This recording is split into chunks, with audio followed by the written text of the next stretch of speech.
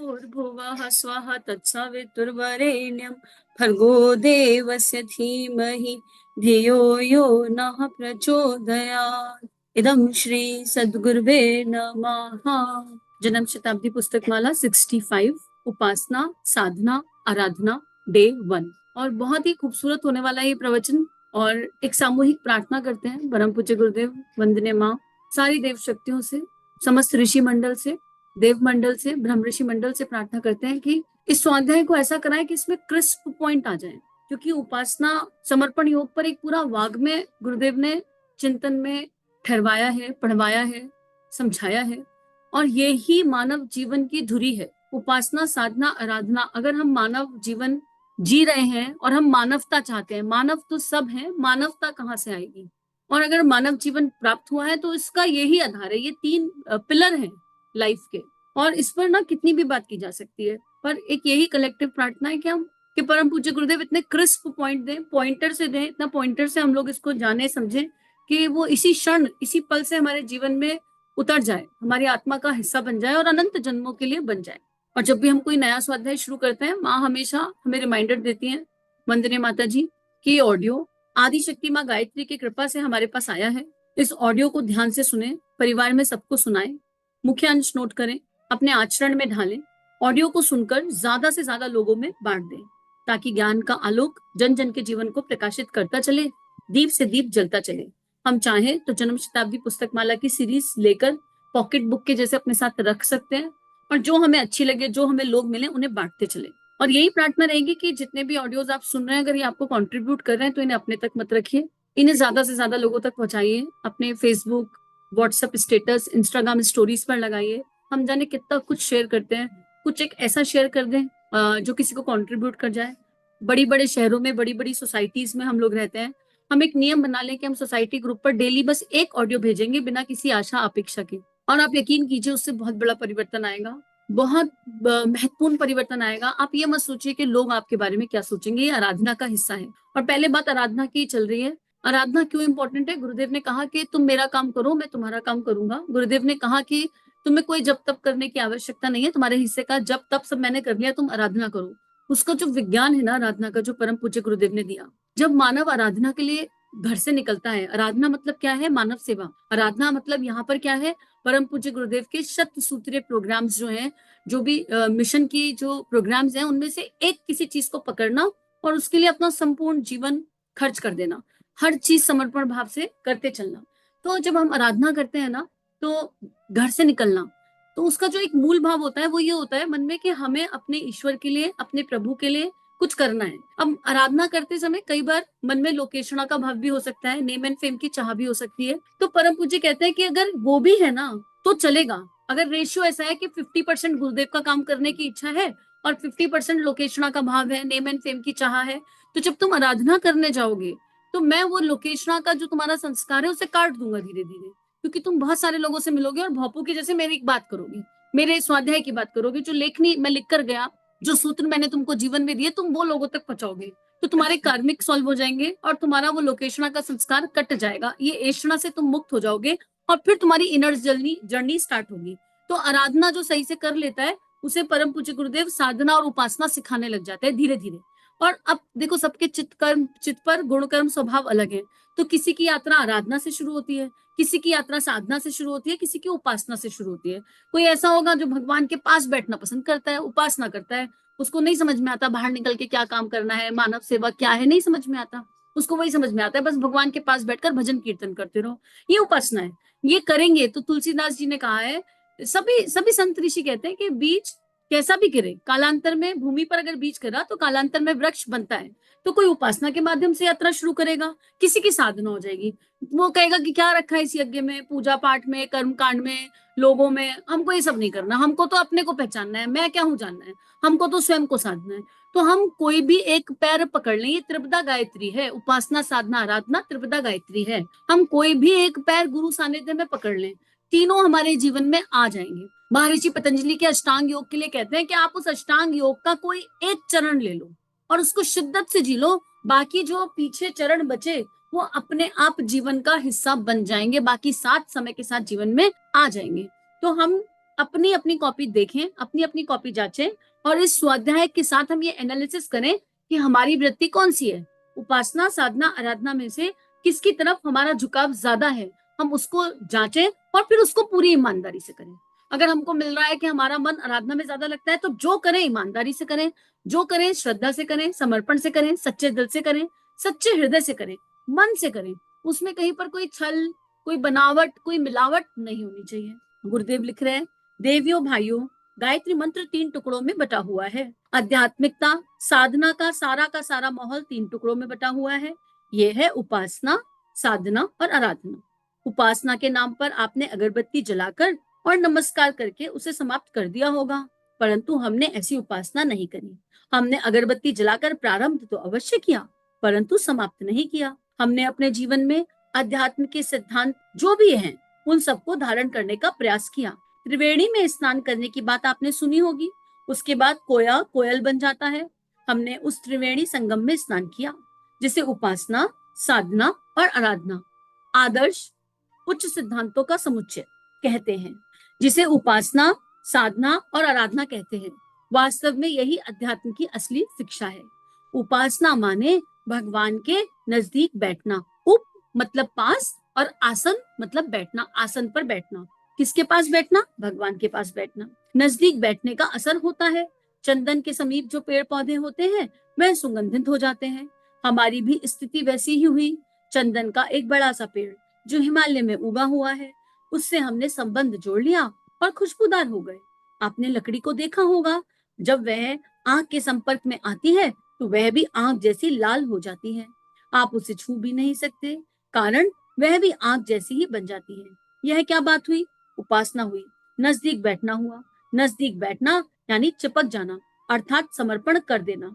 चिपकने की यह विद्या हमारे गुरु ने हमें सिखा दी और हम चिपकते हुए चले गए। देखो, ये तो अध्यात्म की बात है, पर हम जरा संसार की नजर करें, संसार की ओर नजर करें। डॉक्टर से अगर किसी लेडी का विवाह होता है, तो विवाह मात्र होने से वो डॉक्टर नहीं हो जाती है। वकील से विवाह हुआ तो वकील नहीं हो गई, हो गया ना, उपाधि मिल गई। बिना डिग्री करे, बिना पैसा खर्ची करे, बिना पढ़ाई करे पूरी पूरी डिग्रियां मिल जाती हैं विवाह होते के साथ ही। तो जब ईश्वर से विवाह हो जाएगा या ईश्वर से जुड़ाव हो जाएगा, तो क्या वो डिग्री नहीं मिलेगी जिस डिग्री की बात यहाँ गुरुदेव सूक्ष्म स्वरूप से कर रहे हैं? तो परम पूज्य गुरुदेव कह रहे चिपकना है, ऐसा नहीं कि बैठ गए। और देखो, बच्चा भी अगर हमारे पास बैठता है ना, और हम बच्चे को पूरी अटेंशन नहीं दें, तो बच्चे और हमारे बीच में एक डिफरेंस आ जाता है। आजकल तो चल भी ये रहा है, बहुत कॉमन है, ये बच्चा साथ में बैठा है पर हम अपनी ही एक दुनिया में। अभी परसों ही मैंने एक चीज ऑब्जर्व करी और मन को बड़ा व्यथा हुई। क्या हुआ? एक स्कूल के बाहर खड़ी थी, बच्चे को पिक करने गई थी, इस देह की संतान को, और एक छोटा सा बच्चा, कुछ होगा 7-8 साल का, उसने नाली में एक कछुआ देखा और वो बहुत जोर से चिल्लाया, मम्मी मम्मी कछुआ, मम्मी मम्मी कछुआ। अब जो मम्मी जी का उत्तर था, बड़ा प्यार, उनकी मम्मी में प्यार बहुत फील हुआ, पर मम्मी जी का जो उत्तर आया वो ये आया, हाँ तो है, तो क्या करूं कछुआ, क्या करूं फिर कछुए का, है तो है। और एकदम से यहाँ पर कुछ हुआ अंतस में, ऐसा लगा कि ये मम्मी जब 7 साल की रही होगी तो इनको भी ऐसा एक्साइटमेंट होता होगा। 7 साल के बच्चे के लिए, 8 साल के बच्चे के लिए नाली में वो कछुआ देखकर एक एक्साइटमेंट होना बड़ा स्वाभाविक सा है। चलो 7-8 छोड़ दो, 12-15 साल का बच्चा भी देखेगा ना, तो उसको एक एक्साइटमेंट सा होगा कछुआ। अब क्योंकि मम्मी जी के लिए वो चीज नहीं है, माँ के लिए बहुत साधारण सी चीज है, तो माँ ने उस इमोशन को एड्रेस नहीं किया, उस इमोशन को एक्नॉलेज नहीं किया। क्या इस पर इससे बच्चे पर प्रभाव पड़ेगा? आइडिया ही नहीं है। बच्चे का चेहरा देखा, उदास सा हो गया, मायूस सा हो गया। उसको एक्साइटमेंट था, अपनी खुशी मम्मी से साझा करना चाहता था। क्या था? अपनी खुशी। तो हम भी अपनी सारी खुशियां अपने ईश्वर से साझा करें, और जब मम्मी का जवाब ही नहीं मिला, वो साझेदारी किससे करें? ऐसे में फिर बच्चे इधर उधर ढूंढते हैं वो लोग जो साझेदारी करते हैं। एक बच्ची आई और उसने उस बच्ची को वो कछुआ दिखाया, दोनों दोस्त बन गए पल भर में। अब मम्मी का कंसर्न देखिए, मम्मी प्रेम करती है, प्रेम बिल्कुल करती है, पर मम्मी बच्चे को अपनी दुनिया में बुला रही है। अरे तू वहां क्या खड़ा है, बहुत धूप हो रही है, इधर की तरफ आ, इधर की तरफ आ, यहाँ आ जा, यहाँ आ जा। लेकिन बच्चे ने नहीं सुना, वो मम्मी के पास नहीं आया। उसको तो वो कछुआ देखने में इंटरेस्ट था, उसको धूप से कोई दिक्कत हो ही नहीं रही थी। अब सोचिए, यही हम भगवान के साथ बैठकर कर रहे हैं क्या? यही गैप कहीं हमारे हर रिश्ते में तो नहीं आ रहा? अगर किसी को उपासना समझ में आ जाए तो वो अपने जीवन के हर रिश्ते का गैप खत्म कर सकता है। हम जिसके पास भी श्रद्धा से, दिल से, मन से, भाव संवेदनाओं से, पूरा शिद्दत से बैठ जाएंगे, हम उसको अपना बना लेंगे और उसके बन जाएंगे। पर हम ना तो संसारिक रिश्तों में उतना प्रेम से बैठ पाते हैं उतना समर्पण से बैठ पाते हैं, और ना ईश्वर के पास ही हम वैसे बैठ पा रहे हैं। अब माँ का प्रेम नहीं था ऐसा नहीं है, माँ ने बड़े प्रेम से बुलाया था। और अगर इसके विपरीत माँ ऐसा करती कि बच्चे ने एक्साइटमेंट में बुलाया अपनी खुशी साझा करने के लिए, माँ जाती, कछुए को देखती और कहती, हाँ बेटा बड़ा प्यारा लग रहा है, बहुत अच्छा लग रहा है, तुमने पहली बार देखा है ना, जब बचपन में मैंने ऐसे देखा था तो मुझे भी बड़ा एक्साइटमेंट हुआ था, अब मुझे कछुए का कोई एक्साइटमेंट नहीं रहा, पर मुझे तुम्हारा एक्साइटमेंट देखकर खुशी हो रही है। और फिर माँ हाथ पकड़ के बच्चे को धूप से बाहर लेकर आती, तो बच्चा सहज माँ का कहना मान लेता और धूप से बाहर निकल कर आ जाती। यही बात ईश्वर के संबंध में है, यही बात रिश्तों के संबंध में है। एक बार ईश्वर के समीप बैठ जाओ, ईश्वर की बात को सुन लो, जान लो, समझ लो, ईश्वर हमारी बात सुन रहा है, जान रहा है, समझ रहा है, हम इस पर विश्वास कर लें, तो वो ईश्वर हमको समझाता चलता है, बेटा क्या उचित हुआ, क्या अनुचित हुआ, क्या होने योग्य था और क्या नहीं होने योग्य था। भीतर का सदगुरु ही पूर्ण रूपेण जागृत हो जाता है और वो परमात्मा सही दिशा दिखाता चलता है। लेकिन वो उपासना उस तरह होनी चाहिए, उस भाव के साथ होनी चाहिए, वो जुड़ाव उस तरह का होना चाहिए। तो यही बात परम पूज्य गुरुदेव चिपकने की कला बता रहे हैं। तो जिसके पास बैठो उससे चिपक कर बैठो। अब यहाँ देह से चिपकने के लिए नहीं कहा जा रहा, मन भाव विचारणा से चिपकने के लिए कहा जा रहा है। अगर आदि शक्ति माँ गायत्री के पास बैठे हैं तो उनका प्राण भीतर धारण करने के लिए ही बैठे हैं। हम एसी चलाकर एसी वाले रूम में बैठ जाएं और एसी ना चले या उसमें कोई दिक्कत आ जाए, कोई परेशानी आ जाए, तो हम उसको तुरंत रिपेयर कराएंगे कि नहीं रिपेयर कराएंगे? कराते हैं ना रिपेयर। तो ऐसे जब हम ईश्वर के पास बैठे हैं तो हम कुछ इस तरह बैठे कि हमारे अंदर ऐसी कोई चीज ना हो जो रिपेयरिंग की, जिसको रिपेयरिंग की आवश्यकता हो। हम भगवान के पास लगातार बैठ भी रहे हैं और भगवान के गुण कर्म स्वभाव हमारे अंदर आ भी नहीं रहे हैं, हम उन्हें धारण भी नहीं कर पा रहे हैं, तो बात कैसे बनेगी? तो इसी उपासना को हमको अपने संपूर्ण जीवन में, संसारिक और आध्यात्मिक दोनों जगह अप्लाई करना है। हम देखेंगे कि जीवन खूबसूरत होने लगा है। परम पूज्य गुरुदेव कहते हैं, गांव की गंवार महिला की शादी किसी सेठ के साथ होने पर वह सेठानी हो गई, पंडित के साथ होने पर पंडितानी हो गई। यह सब समर्पण का ही तो चमत्कार है। मित्रों, उपासना का मतलब है समर्पण। समर्पण का अर्थ क्या है? सब कुछ अर्पण, सम अवस्था हो गई, सम प्लस अर्पण, सम अवस्था हो गई और अब सब कुछ अर्पण कर दिया। संपूर्ण समर्पण, संपूर्णता को हम जिसे संपूर्ण मान रहे थे अपने भीतर, उस संपूर्ण को हमने अर्पित कर दिया। किसको अर्पित कर दिया? ईश्वर को अर्पित कर दिया, अपने इष्ट को अर्पित कर दिया, अपने गुरु को अर्पित कर दिया, जिस भी शक्ति में हम बिलीव करते हैं उस शक्ति को अर्पित कर दिया। आपको भी अगर शक्तिशाली या महत्वपूर्ण व्यक्ति बनना है तो बड़ा काम करना होगा, तो आपको भी बड़े आदमी के साथ, महान गुरु के साथ चिपकना होगा। आप अगर शेर के बच्चे हैं तो आपको भी शेर होना चाहिए, आप अगर घोड़े के बच्चे हैं तो आपको भी घोड़ा होना चाहिए, आप अगर संत के बच्चे हैं तो आपको भी संत होना चाहिए। और हमने इस बात का बराबर ख्याल रखा है कि हम भगवान के बच्चे हैं। हम भगवान के बच्चे हैं तो हमें क्या होना चाहिए? हमें भगवान होना चाहिए। बूंद जब अपनी हस्ती समुद्र में गिराती है तो वह समुद्र बन जाती है। यह समर्पण है। अपनी हस्ती को समाप्त करना ही समर्पण है। गुरुदेव ने उपासना को समर्पण के पैरेलल रख दिया। समर्पण, विसर्जन, विलय, ये 3 स्टेप हैं। ऐसे ही उपासना, साधना, आराधना, इस पर कल भी बात हुई थी। जो इससे पहले हम जन्म शताब्दी पुस्तक माला पढ़ रहे थे उसमें भी ये बात आई थी कि ये 3 ही अध्यात्म की धुरी है। उपासना इज इक्वल टू समर्पण, साधना इज इक्वल टू विसर्जन और आराधना इज इक्वल टू विलय। और सब कुछ जब अकर्ता भाव से होगा, और अकर्ता भाव उपासना के स्तर पर ही डेवलप होने लगता है। अकर्ता भाव मतलब जहां करने वाला विलय हो गया, जहां मैं कर रहा हूं ये भाव नहीं रहा। गुरुदेव लिखते हैं, वह समुद्र नहीं हो सकती। अगर बूंद अपनी हस्ती को समाप्त ना करे तो वह सदा बूंद ही बनी रहेगी, वो समुद्र नहीं बन पाएगी। अध्यात्म में यही भगवान को समर्पण करना उपासना कहलाती है। भगवान माने उच्च आदर्श, उच्च सिद्धांतों का समुच्चय, श्रेष्ठ गुणों का समुच्चय। उच्च आदर्शों और उच्च सिद्धांतों को अपने में मिला लेना ही उपासना कहलाती है। हमने अपने जीवन में इसी प्रकार की उपासना की है।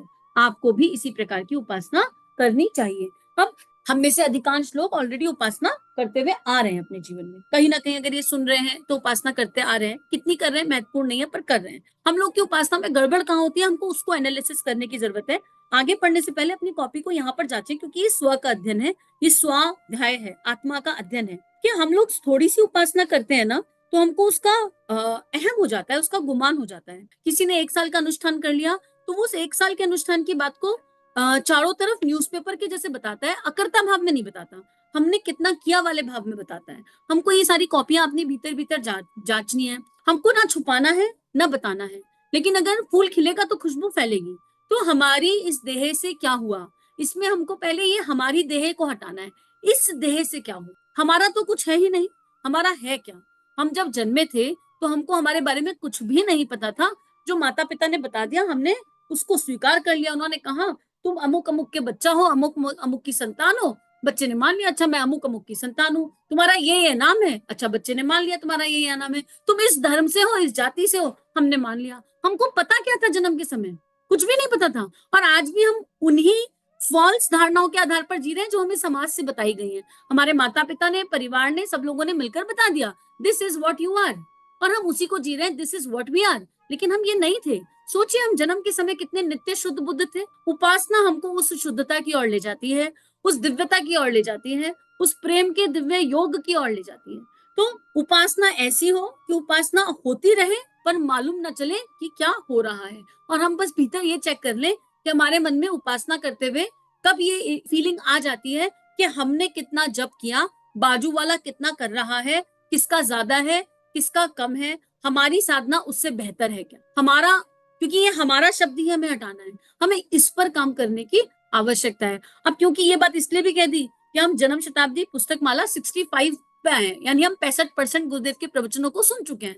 तो ये वाली बात यहाँ सुनने में, समझने में डिफिकल्ट नहीं लगेगी। अगर कोई पहली बार इस ऑडियो को सुन रहा है तो आपसे रिक्वेस्ट रहेगी कि जन्म शताब्दी पुस्तक माला की सीरीज को उठाइए, या तो पढ़ लीजिए या 1 से लेकर 65 धीरे धीरे रोज एक ऑडियो सुनिए। एक बुक के 8 या 10 ऑडियो हैं और आपको समझ में आ जाएगा कि यहाँ पर क्या कहा जा रहा है, परम पूज्य गुरुदेव हमको क्या समझा रहे हैं। इसी के साथ समूह की इस दिव्य दिव्य शक्ति को नमन प्रणाम। इदम श्री सद्गुरुवे नमः, इदम श्री सद्गुरुवे नमः, इदम श्री सद्गुरुवे नमः। चलिए समाज में कुछ अच्छा बांटे। अगर ये भावनाएं आपके अंतःकरण को स्पर्श कर रही हैं, आपको अच्छी लग रही हैं और आपके जीवन में परिवर्तन आ रहा है, तो इस परिवर्तन को विश्वव्यापी बनाते हैं। संतों की और ऋषियों की इस लेखनी को सब जगह फैलाते हैं। चैनल को लाइक कीजिए, सब्सक्राइब कीजिए और ज्यादा से ज्यादा साझा कीजिए। जय हिंद, जय भारत।